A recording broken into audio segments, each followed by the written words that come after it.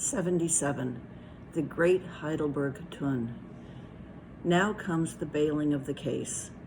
But to comprehend it aright, you must know something of the curious internal structure of the thing operated upon.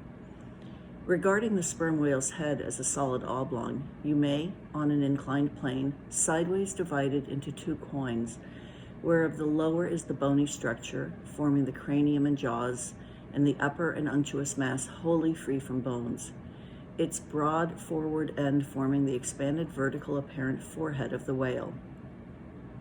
At the middle of the forehead, horizontally subdivide this upper coin, and then you have two almost equal parts, which before were naturally divided by an internal wall of a thick tendinous substance. The lower subdivided part, called the junk, is one immense honeycomb of oil, formed by the crossing and recrossing into 10,000 infiltrated cells of tough, elastic white fibers throughout its whole extent. The upper part, known as the case, may be regarded as the great Heidelburgh Tun of the sperm whale, and as that famous great tierce is mystically carved in front, so the whale's vast plated forehead forms innumerable strange devices for emblematical adornment of his wondrous tun. Moreover, as that of Heidelberg was always replenished with the most excellent of the wines of the Rhenish valleys, so the tun of the whale contains by far the most precious of all his oily vintages, namely the highly prized spermaceti in its absolutely pure, limpid, and odoriferous state. Nor is this precious substance found unalloyed in any other part of the creature.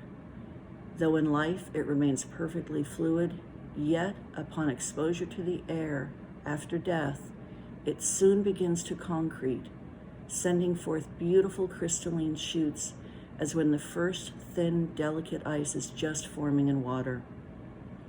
A large whale's case generally yields about 500 gallons of sperm, though from unavoidable circumstances, considerable of it is spilled, leaks, and dribbles away, or is otherwise irrevocably lost in the ticklish business of securing what you can.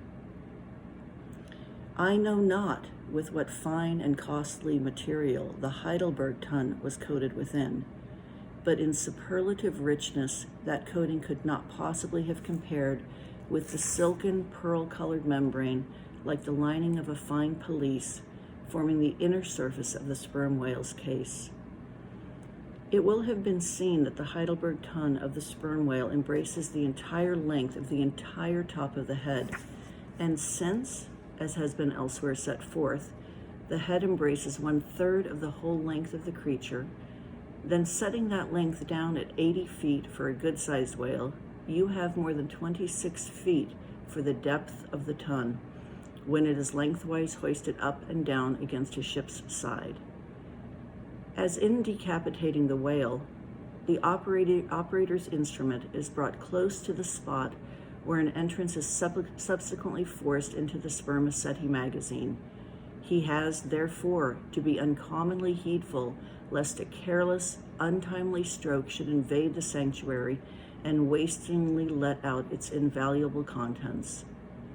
It is this decapitated end of the head, also, which is at last elevated out of the water and retained in that position by the enormous cutting tackles whose hempen combinations on one side make quite a wilderness of ropes in that quarter.